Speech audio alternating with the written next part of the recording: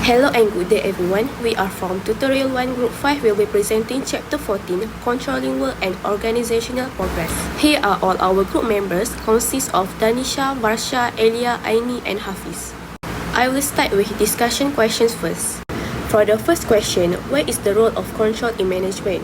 Control is the managerial function that encompasses overseeing activities to guarantee they are being completed as intended.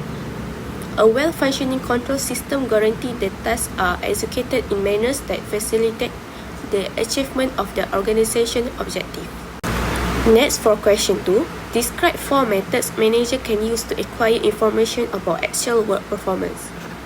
First method is personal observation. This method offers direct personal insight into the real information that is not influenced by others. It allows for thorough observations since both minor and major performance activities can be monitored, giving the manager chances to interpret underlying meanings. Second method is statistical reports. The extensive use of computer has caused managers to depend more on statistical reports like graph, bar charts, and numerical representation of any kinds that manager can utilize for evaluating performance. Next method is verbal reports. Manager may also get the information via conferences, meetings, individual discussions, or phone calls. In organization focused on employees, this method might be the most effective means to monitor job performance. And the last method is written reports.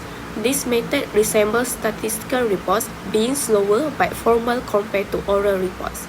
It also frequently provides managers with more completeness and brevity that is typical in oral reports. Question 14.3. Planning and controlling are the opposite sides of the same coin.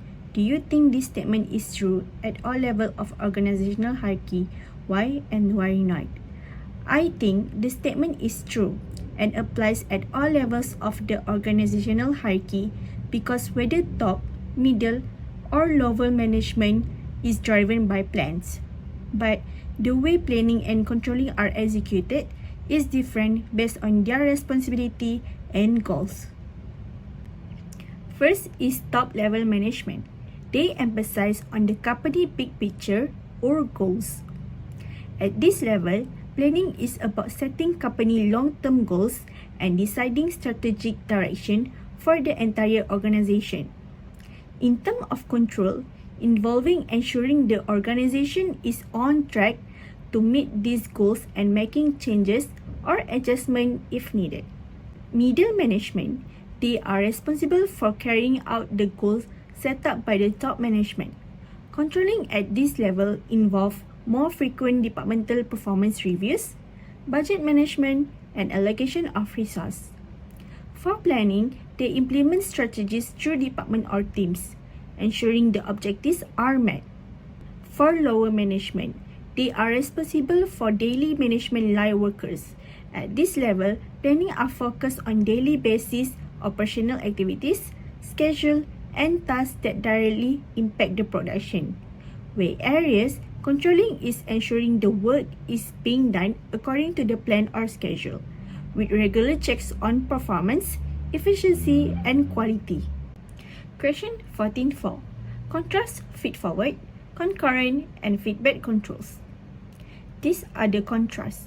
For feed-forward controls is ensuring that correct instructions are established and necessary resources are available. Feed-forward controls solve problems before they happen. For example, before starting a project, a manager checks to make sure all the necessary tools and resources are available. This helps avoid delays problem later on. Next, we will be looking at concurrent controls. Concurrent controls ensuring the tasks are finalized and accurate while the work is in progress. Concurrent control solve problems while they are happening. For example, during workday, a supervisor walk around and check the employees are following the correct procedure and working efficiently. If something is wrong, they can fix it right away. The last one is feedback controls. Feedback controls assessing the outcome against the anticipated result. feedback controls address issue once they occur. For example, after the company's sales end, the manager looks at the sales result and customer feedback to see if the campaign is work.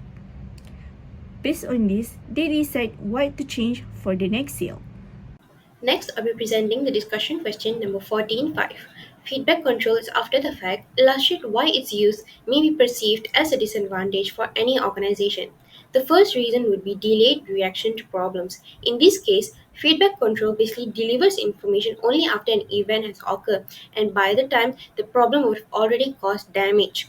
So this may result in loss of opportunities and also it will worsen the issue, especially in markets or businesses that are characterized by high volatility and quick change. For instance, in customer service, they may use client service to gauge satisfaction, and by the time the company reviews the comments and modify its procedures, the unhappy clients or unsatisfied clients might have moved to their competitors. Next would be intensity of resources. Feedback control requires ongoing performance analysis, data collecting, and also monitoring. And this will need large investment of time, people, and technology. For instance, a major retail change may need to make significant investments in systems to monitor their inventory levels, sales information, and also customer feedback. And this may take these resources away from other priorities. The next disadvantage would be that feedback control has more emphasis on correction rather than prevention. For example, these feedback control systems they often concentrate on detecting and fixing them instead of preventing. For example, in a corporation, they may wait for the customer complaints instead of carrying out, for example, in-depth market research or testing before making any improvement for their product design. Then we will move to case application 1 for chapter 14 healthy fast food. I will presenting 10 points of summary that we got from this topic, which is control process, social responsibility. First point is Chipotle objective as a fast food chain. Chipotle entered the fast food market in the 1990s intending to offer a healthy fast food alternative, emphasizing fresh local sauce and naturally rich ingredients under its food with integrity promise. Secondly, challenges as Chipotle grew. As Chipotle expanded to over 2,200 locations, maintaining its quality and safety standards become increasingly challenging due to its supply chain complexity. Next point, Chipotle's food contamination incidents. In 2015, Chipotle faced several food contamination issues, including E. coli, norovirus, and salmonella infection, affecting over 500 customers across multiple states. The fourth point, incidents' impact on business. Those incidents led to a 30% drop in sales, several store closures, a significant decline in store value, and lawsuits from the customers. Decentralized in food handling. Unlike other fast food chains, Chipotle sought to obtain local ingredients as many as they could to keep their objective as a healthy fast food chain. Then, complexity of Chipotle food sourcing. Chipotle's practice of obtaining local ingredients resulting in 100 relationships with vendors and preparing food in store added complexity to its supply chain, making quality control more difficult. For point number 7, Chipotle's response to the problems. Chipotle implemented stricter meat contamination tests and centralized much of its food preparation, reduced the number of vendors, and updated its food handling standards. Chipotle also did employees training. To ensure consistency, Chipotle temporarily closed all its stores for an afternoon to train employees on new food safety standards. Criticism despite Chipotle's effort. Despite its response, critics argue Chipotle should have prioritized food safety alongside its commitment to food quality from the beginning. For the last point, company's reset. After founder and CEO Steve Ells stepped down, Chipotle has been operating under new management. It has seen improved sales numbers and is working to regain customer trust and rebuild its name and reputation. Next, I will be presenting question 4011. Why is it important for Chipotle to revise the company's food handling and food supply standards? The first importance would be to maintain food safety and avoiding future contamination. It can be seen that more than 500 customers became ill as a result of Chipotle's foodborne illnesses, and this has caused a decline in sales, store closures, legal action, and a damaged reputation.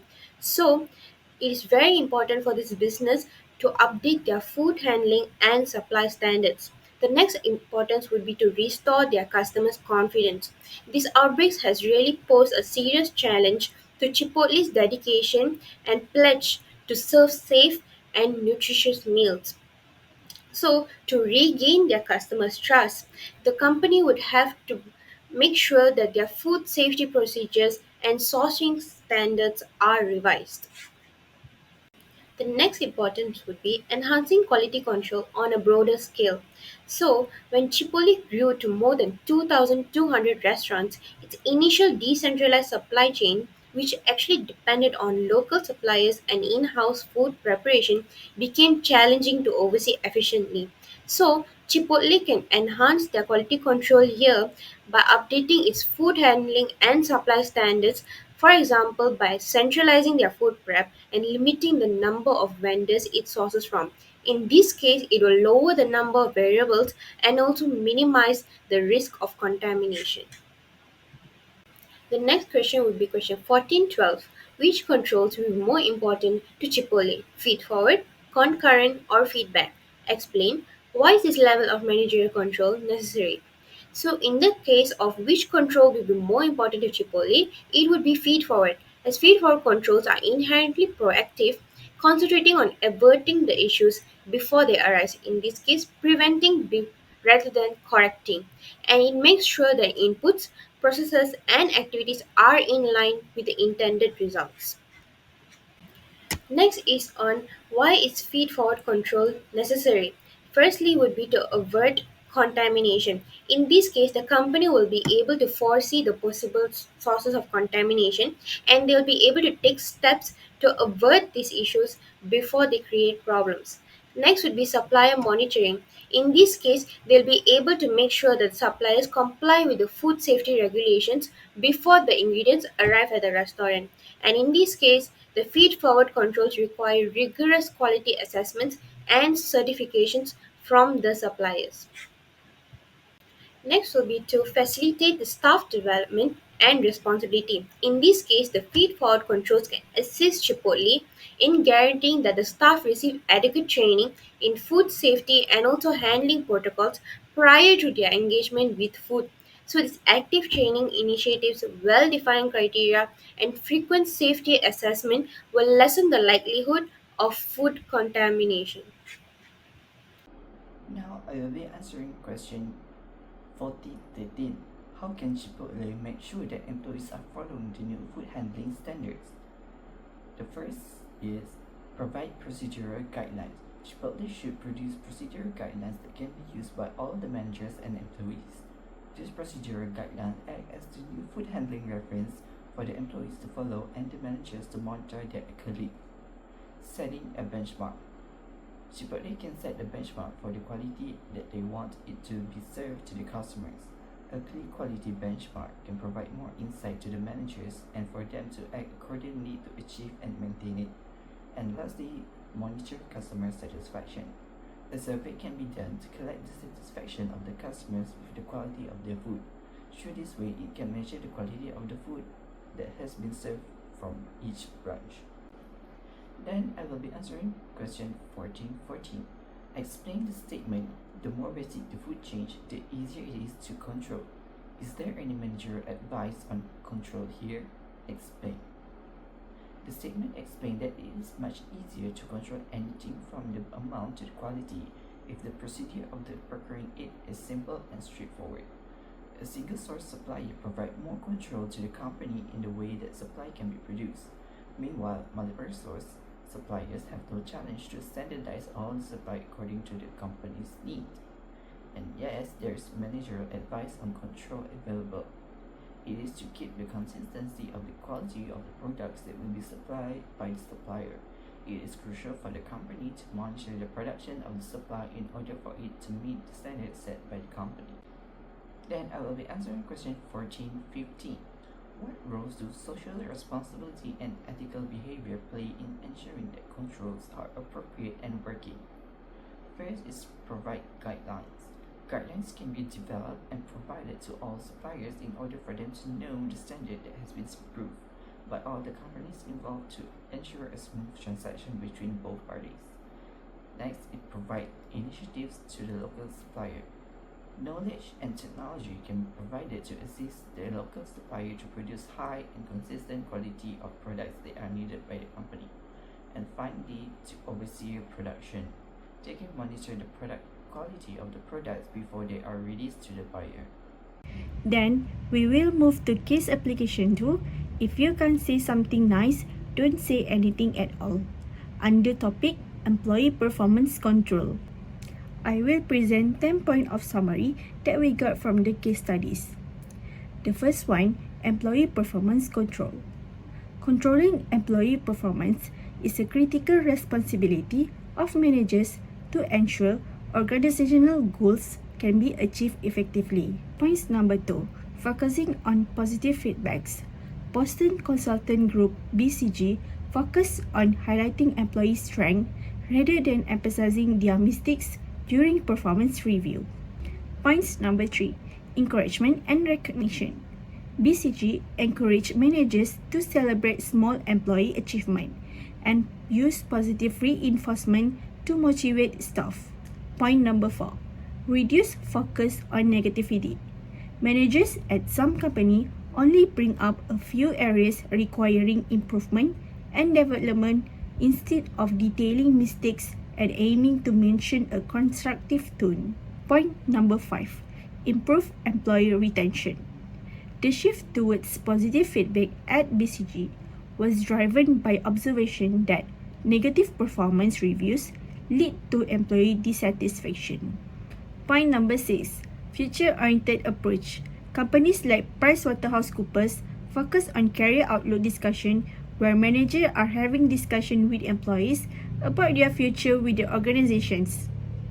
The discussion focus more on where the employee fits in rather than where they screw up. Number 7, recognition programs.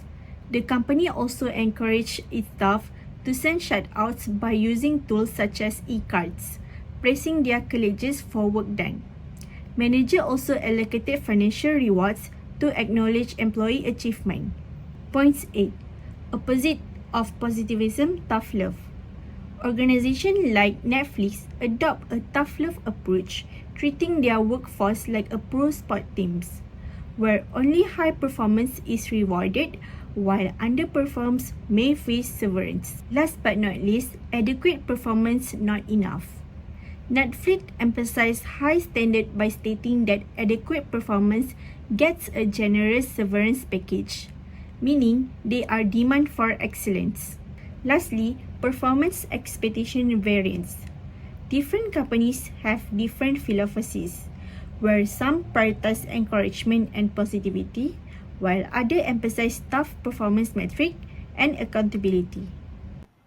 Alright, so moving on to the question, which is controlling employee performance an important responsibility of managers to discuss? So the answer here is yes, it is. This is because employees are a medium for an organization to achieve its goal. So managers are required to monitor and guide the employees' actions and provide feedbacks to ensure that their performance aligned with the objectives of the organization. So, for moving on to the next question, which is should managers focus only on positive feedback? Explain. So, the answer is no, they should not only focus on to positive feedback because it may lead to overconfidence among employees, which may negatively impact the organization. Furthermore, it limits an employee's ability to improve skills such as innovation and creativity. Therefore, managers should ensure that they balance their feedback by acknowledging both strengths and weakness to improve employees' performance and create opportunities for growth. Moving on to the third question, which is what are the risks associated with providing employees only positive feedback and providing limited feedback on areas of improvement? So now we will focus on to the risk associated with providing employees only positive feedback, which is the first one is that employees cannot determine their mistakes, which leads to recurring issues. Second is employees would be motivated by the false achievement, which may result into lack of accountability and limited growth. Last but not least is overconfidence may develop among employees, making employees think that they are always right and they will not be able to receive any more criticism in long term. All right, so now we will look into the second part of the question, which is risk associated with providing employees limited feedback on areas of improvement. So the first thing is that employees would struggle to focus on specific task or an action in order to enhance their performance. The second one is that employees' efforts become misaligned with the organization's objective and they would feel unsupported. This is because they may receive unclear and unconstructive guidance. The next one, which is the last one, which is persistent issues may remain unresolved as there is nobody to address the mistakes. Moving on to the last question, which is where would you be more comfortable? An organization with performance review approach more like the Boston Consulting Group or more like Netflix?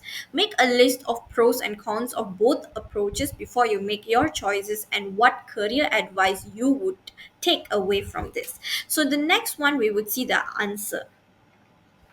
All right, so now we will look into the answer. So the first part is we explaining regarding the pros and cons for positive feedback approach. So the first one is the pros, so which is boost motivation through positive feedback and appreciation. The second one is that it encourages a positive work environment which would improve the employees' attendance at work.